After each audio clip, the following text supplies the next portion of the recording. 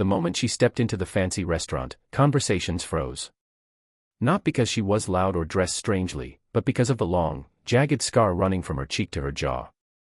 A reminder of the battlefield she survived, but the world refused to understand. Minutes later, after a man publicly rejected her for it, she walked out quietly, only to see military SUVs screech to a halt around the building. What happened next didn't just shock everyone inside, it changed his life forever. Before the story begins, make sure to like, comment, share, and subscribe to Tales and Turns. Tell us where you're watching from in the comments, we love hearing from our global family. She arrived early, wearing a simple but elegant dress, hoping that for once, she could just be seen as herself and not the war that marked her skin. Evelyn Hayes, a decorated Army veteran, had survived fire, chaos, and the kind of violence most people only saw in movies. But the world after service had its own battles, loneliness, judgment, and the silent ache of being misunderstood. Tonight, she hoped the blind date arranged by her friend might be different. She wanted a chance at normalcy, maybe even love. Her date, a man named Lucas, walked in 5 minutes late with an air of confidence that bordered on arrogance. At first, he smiled, and then his eyes drifted to the left side of her face. His expression froze, his smile dropped, and something cold and ugly clouded his features. I wasn't told about the scar, he said bluntly, not even attempting to lower his voice. The tables nearby went quiet. Evelyn's heart tightened, but her voice remained steady. It's part of my life story. Lucas scoffed and shook his head. Yeah, well. I don't date damaged people.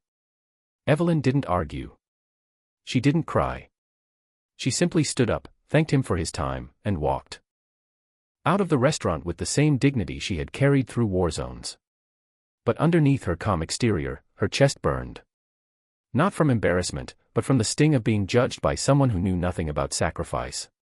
She stepped onto the sidewalk, exhaled deeply, and prepared to head home, determined not to let his cruelty reopen old wounds. But then the world shifted.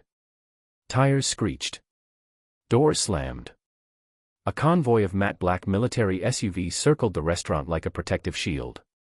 Soldiers in uniform stepped out with urgency, forming a respectful perimeter around her. Every passerby froze. The restaurant customers pressed to the windows in shock. And Lucas, who had followed her outside to apologize, just in case she told someone, stared with his mouth hanging open. A tall officer approached, saluting her with reverence. Captain Hayes, ma'am. We've been searching for you.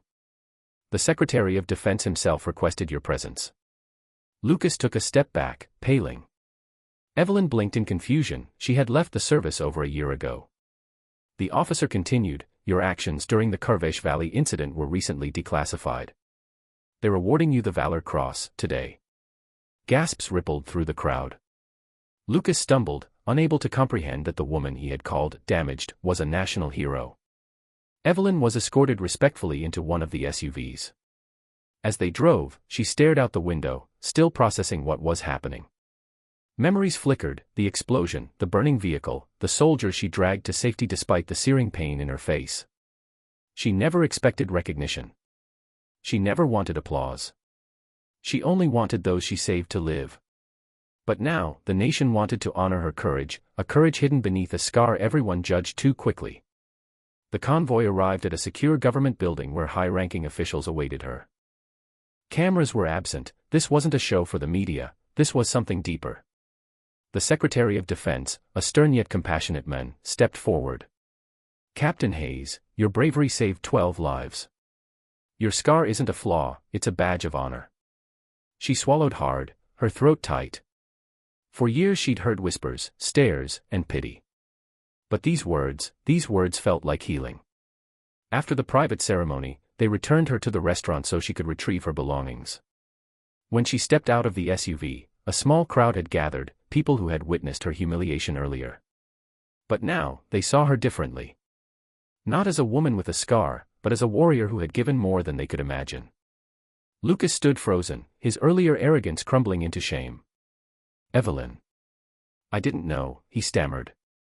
She met his gaze calmly. You didn't want to know.